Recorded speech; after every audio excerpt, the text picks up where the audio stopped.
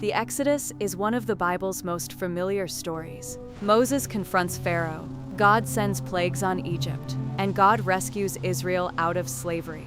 But the story is not only about getting out of Egypt. The way out of slavery is only the first movement in a much larger pattern. After the way out comes the way through the wilderness, and after the wilderness comes the way into the promised land. Together, these movements form what we can call the Exodus way. The pattern begins with the way out of slavery. Pharaoh is a harsh master who grinds Israel down into the dust of death. So God sends Moses to confront Pharaoh and demand that he let the people go. When Israel finally leaves, they arrive at what appears to be an impossible barrier. Floodwaters stand in front of them. Egypt's armies are behind them, and there seems to be no road forward. It looks like the end of the story. But in the Exodus, the way out of slavery often passes through what looks like death. God opens a path through the waters. What looked like an ending becomes the doorway to life. Israel is delivered from bondage and brought safely to the other side. But they are not home yet.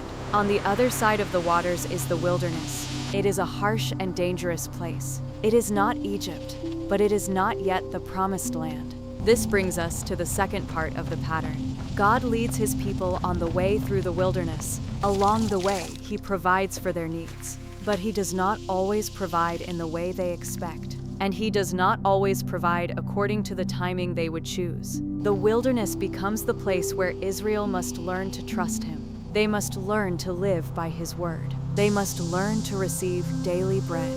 They must learn that God is with them, even when the road feels impossible. And eventually, the wilderness journey leads toward the third movement. This is the way into the promised land. The land is described as a place of goodness and abundance. It is where Israel can live as a free people. It is where they can become a community shaped by God's wisdom. And it is where they are called to spread God's blessing to the nations. So the pattern is clear. There is the way out, there is the way through, and there is the way in. But this pattern does not end when Israel enters the land. Once they arrive, the Exodus pattern begins to echo through the rest of their story. It returns again and again, like a melody on repeat. Israel keeps facing new threats of violence and oppression. New enemies rise up who act like Pharaoh. They use power to enslave, exploit, and destroy. And in response, God raises up new Moses-like leaders. These leaders rescue the people and guide them back toward freedom. Again and again, God's people are led out of danger. Again and again, their trust is tested in desperate places. Sometimes those places are literal wilderness regions. At other times, the wilderness is the condition of the people's life under threat. And when these crises are resolved, God often brings a season of peace and abundance in the land. In this way, the Exodus pattern of out, through, and in is woven into Israel's entire story. But the story also turns tragic. The oppressors are not only foreign rulers. Over time, Israel's own kings begin to act like Pharaoh. They exploit the poor. They burden their own people. They twist the nation away from the freedom God had given them. So God allows the greatest Pharaoh-like ruler of their time to come against them. The king of Babylon conquers Jerusalem. He carries the people away into exile, and Israel is taken out of the land. After all they have been given, they find themselves back where the story began. They are once again a people under the power of an empire. But even there, Israel's prophets saw the Exodus pattern still at work. They announced that God had not abandoned his people. They spoke of hope for a new rescuer. They promised a new way out. The prophet Isaiah described God coming to lead his people again.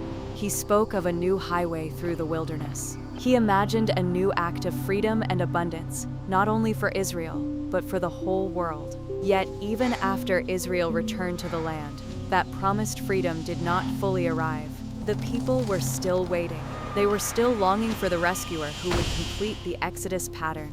And this brings us to the story of Jesus. Many people who followed Jesus hoped he would free them from Rome. They hoped he would confront corrupt rulers and religious leaders. They expected another deliverance from another empire. But Jesus saw the problem at a deeper level. The way out was not only about liberation from crooked governments or oppressive leaders. Humanity was enslaved to a darker Pharaoh. This power had captured human desires, it had corrupted the world, and it was leading everything toward death. Jesus came to free us from that slavery. But he did it in a surprising way. Jesus walked directly into the chaotic waters of death itself. Through his death and resurrection, he opened a path to life. He made a way for anyone who wants true freedom. This is the way out. This is why the first followers of Jesus called their movement the Way. Through baptism, they passed through the waters as a sign of their allegiance to Jesus. They were declaring that they were following him out of slavery to sin and death. But in the Exodus pattern, the way out is followed by the wilderness. And that is where Jesus' followers find themselves now. We are journeying through a world that can feel dark, dangerous, and uncertain. We are not where we once were, but we are not yet fully home. In this wilderness, Jesus' followers learn to trust God. They learn to listen to his word. They learn to receive his provision one day at a time. And they trust that God is with them through every test. The goal of this journey is the way in. But this time, the promised land is larger than one place on a map. It is the renewed creation. It is the world made new. Jesus described it as a cosmic rebirth. He spoke of the reunion of heaven and earth. It is a future where all relationships are healed in love, joy, and peace. This is the ultimate land of promise. So the Exodus story is about far more than Moses and ancient Israel. It is also the pattern of our own story. Jesus is the one who leads us out. Jesus is the one who leads us through. And Jesus is the one who leads us in. He is the way out of slavery. He is the way through the wilderness. And he is the way into the promised world God has promised to make new.